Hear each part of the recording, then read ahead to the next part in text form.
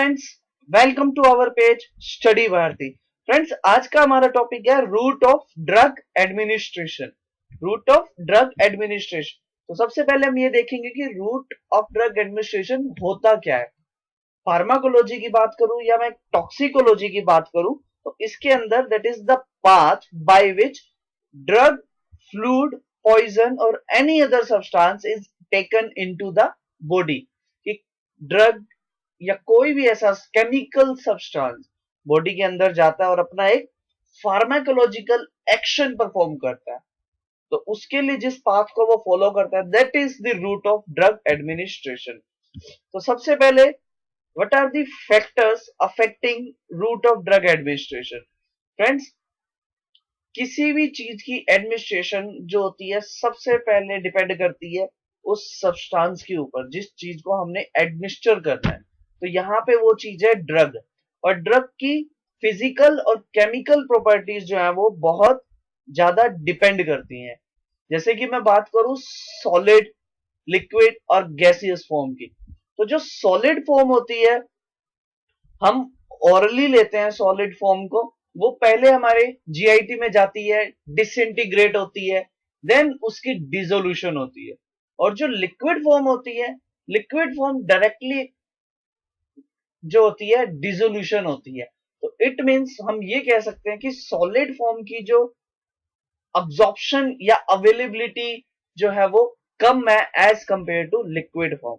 दूसरा, site of action, कि किस साइट पे जाके ड्रग ने एक्ट करना है। Third, bio availability.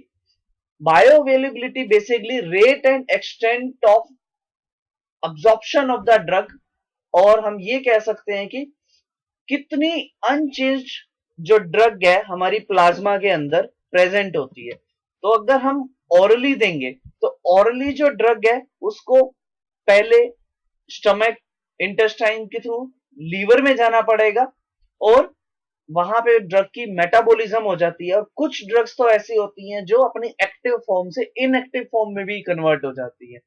तो जो रूट है वो सबसे ज्यादा डिपेंडेंट होता है। सो हम बात कर रहे थे लीवर मेटाबॉलिज्म का। बेसिकली ओरल के अंदर जो है लीवर मेटाबॉलिज्म का बहुत रूल होता है, लेकिन अगर हम वो ड्रग आईवी दे रहे हैं, इंट्रावीनस दे रहे हैं, तो वहां पे इसका जो रोल है वो बाईपास हो जाता है। देन हम बात करते हैं सोल्यूबिलिटी एंड पीएच की। फ्रेंड्स, जो सोल्यूबल ड्रग्स हैं, जो वाटर सोल्यूबल और लिपिड सोल्यूबल ड्रग्स हैं, उनका भी एक अलग रोल होता है, और उसके साथ साथ पीएच का भी। Then accuracy of the doses, कि हमें कितना अमाउंट ऑफ डोसेज फॉर्म जो है चाहिए, कितनी जो डोज है और किस डोसेज फॉर्म के अंदर हमें उसकी रिक्वायरमेंट है।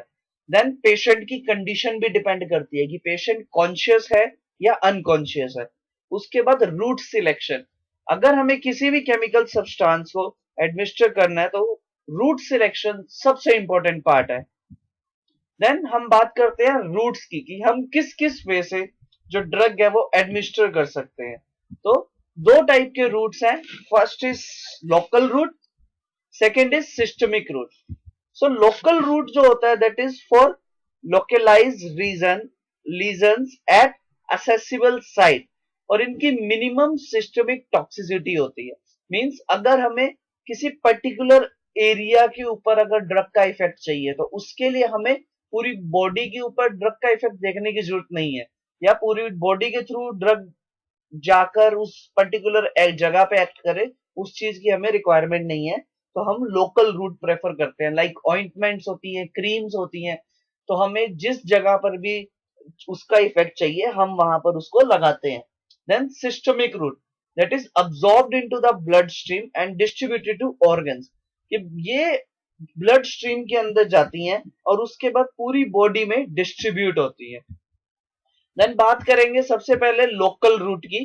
तो लोकल रूट में सबसे पहले आता है topical route. Topical route basically the external application of the drug to the surface for localize action के लिए।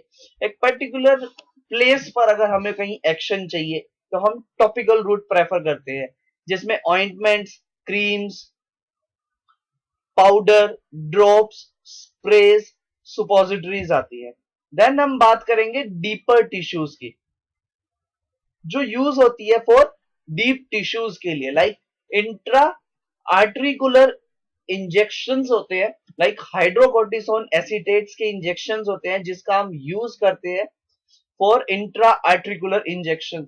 जैसे कि जो हमारे रियोमेटेड अर्थराइटिस के अंदर हम डायरेक्टली नीज के अंदर इंजेक्शन जो है इंसर्ट करते हैं, तो that is intra articular injection.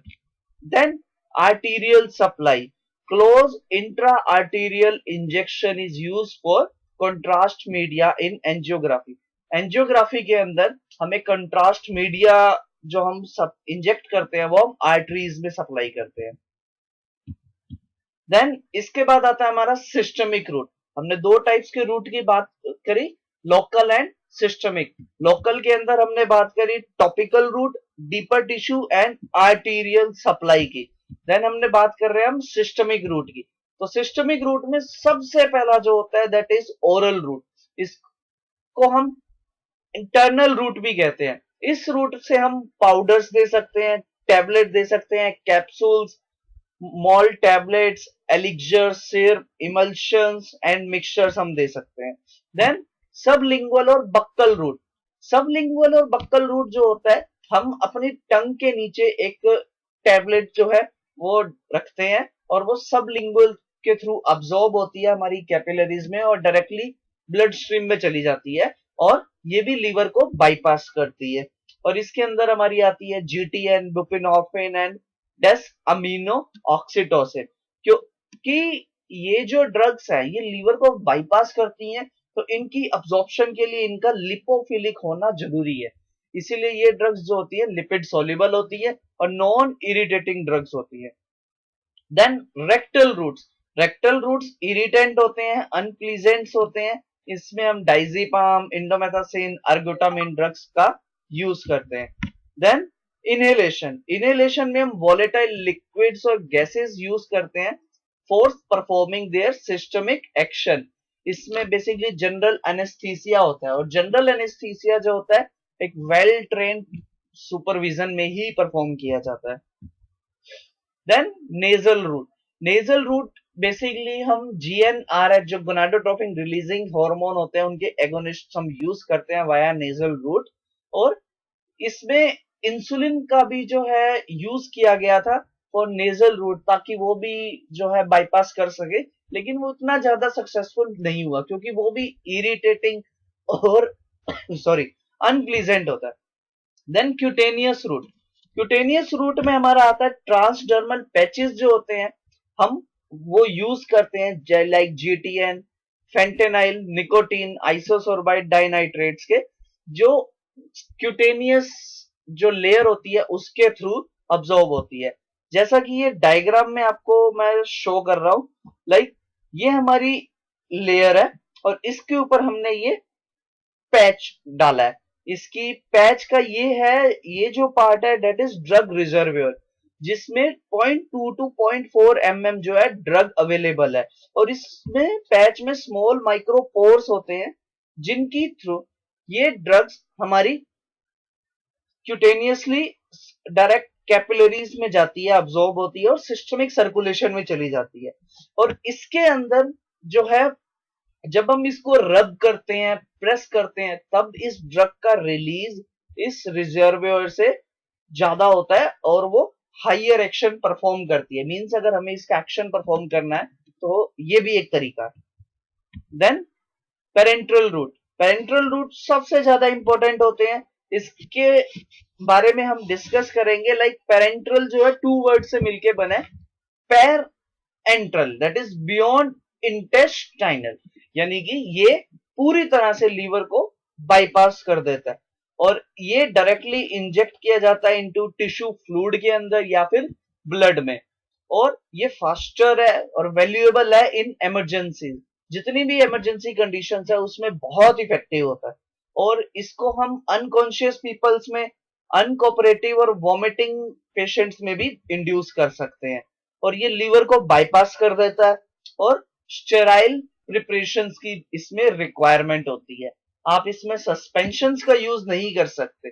और टेक्निक जो है इन्वेजिव है और थोड़ी पेनफुल भी है। देन इसमें सबसे पहले आता है सबकुटेनियस रूट। सबकुटेनियस रूट के जो होती है स्लो और स्मॉल वॉल्यूम इंजेक्टेड प्रोसेस है, जिसमें सबकुटेनियस टिश्यू में डायरेक्ट इंजेक्ट किया जाता है। इरिटेंट हम इसमें इंजेक्ट नहीं कर सकते। इसके कुछ और टाइप्स भी हैं, लाइक डर्मोजेट्स हैं, पैलेट इम्प्लांटेशंस होती है सबकुटेनियस रूट में, और एक होती है सेलेस्टिक लाइक नॉन बायोडिग्रेडेबल और बायोडिग्रेडेबल इम्प्लांट्स होते हैं, जिनको हम नॉर प्लांट्स भी कहते हैं। Then second is intramuscular routes. Intramuscular route जो होता है वो डायरेक्टली हम मसल्स के अंदर, स्केलेटल मसल्स में निडल को इंजेक्ट करते हैं और वहां से ड्रग रिलीज करते हैं in the triceps, deltoid muscles, rectus, femoris muscles. Then IV route. IV route जैसा कि आप जानते हैं डायरेक्टली वेन्स के अंदर जो है हम इंजेक्ट करते हैं, और इसमें हम बोलस और इन्फ्यूजन दोनों करते हैं। इसके जो सबसे बेनिफिशियल इफेक्ट है दैट इज बायोबिलिटी, इसकी 100% होती है। लार्ज वॉल्यूम भी हम इसमें इंफ्यूज कर सकते हैं, स्टेराइल सोल्यूशन की रिक्वायरमेंट होती है और अब्जॉर्प्शन भी रैपिड होती है। Then intradermal injection. Intradermal injection जो है ड्रग इंजेक्ट होती है into the epidermis, like BCG vaccine जो है हम इंट्राडर्मली इंजेक्ट करते हैं। ये स्ट्रक्चर है फ्रेंड्स पेरेंट्रल रूट्स का। जैसा कि आप देख रहे हैं इंट्रामस्कुलर जो है 90 डिग्री के एंगल पे स्केलेटल मसल्स में दी जाती है। देखिए जो निडल है कितनी ज्यादा पेनिट्रेट की गई है स्किन के अंदर। Then second is subcutaneous. Subcutaneous जो होती है 45 डिग्री के एंगल पे सबकुटेनियस टिश्यू के अंदर इंजेक्ट की जाती है। देखिए इसकी पेनिट्रेशन कम है, लेकिन जो स्पेसिंग है उसी के अकॉर्डिंग इसकी वॉल्यूम ऑफ डिस्ट्रीब्यूशन भी होती है, मींस उतना ही अमाउंट हम इंजेक्ट कर सकते हैं। Then intravenous. इंट्रावीनस 25 डिग्री के एंगल पे हम डायरेक्टली वेन्स के अंदर, ब्लड वेसल्स के अंदर इंजेक्ट करते हैं। और इंट्राडर्मल जैसा कि मैंने बताया 10 to 15 डिग्री के एंगल पे एपिडर्मिस में जो upper layer of the skin होती है उसमें इंसर्ट की जाती है। I hope friends parenteral route आपको समझ में आया होगा।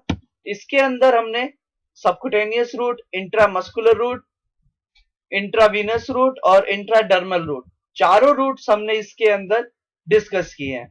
देन कुछ न्यूअर ड्रग डिलीवरी सिस्टम्स भी हैं, लाइक ऑक्यूसर्ट्स है, पिलोकार्पिन ऑक्यूसर्ट्स आते हैं, आईज में इंसर्ट किए जाते हैं। प्रोजेस्टार्ट्स इंट्रायूट्राइन डिवाइसेस होते हैं, स्टंट्स होते हैं, ड्रग इल्यूटिंग स्टंट्स होते हैं, जिनका काम लाइक एंजियोग्राफी में जो हम स्टंट्स वगैरह यूज करते हैं वो ड्रग इल्यूटिंग स्टंट्स होते हैं। प्रो ड्रग्स आती हैं कुछ लाइक लीवोडोपा, क्योंकि जो लीवोडोपा है ये प्रो ड्रग है। जो डोपामीन होती है हमारे ब्लड ब्रेन बैरियर को क्रॉस नहीं कर सकती, तो हम as a pro drug levodopa को हम यूज करते हैं। और last but not the least computerised miniature syringe pumps हम यूज करते हैं। ये एक मोबाइल डिवाइस की तरह होती है जो हम अपनी बेल्ट के साथ लगाते हैं, और एक स्मॉल निडल इंसर्ट की जाती है और हमारी बॉडी के अंदर बेसिकली इंसुलिन की डोज इंसर्ट करने के लिए हम इस डिवाइस का यूज करते हैं। आई होप फ्रेंड्स आपको मेरा आज का लेक्चर अच्छा लगा होगा, और अगर आपको मेरा ये लेक्चर और पहले के लेक्चर्स अच्छे लगे हैं तो प्लीज सब्सक्राइब कीजिए, लाइक कीजिए और शेयर कीजिए, और साथ ही बेल आइकन को प्रेस करना ना भूलिए। और साथ ही में मैं आपसे रिक्वेस्ट करूंगा, अगर आपकी मेरे लेक्चर्स को लेके कोई भी क्वेरीज है तो प्लीज कमेंट जरूर कीजिए। Thank you so much.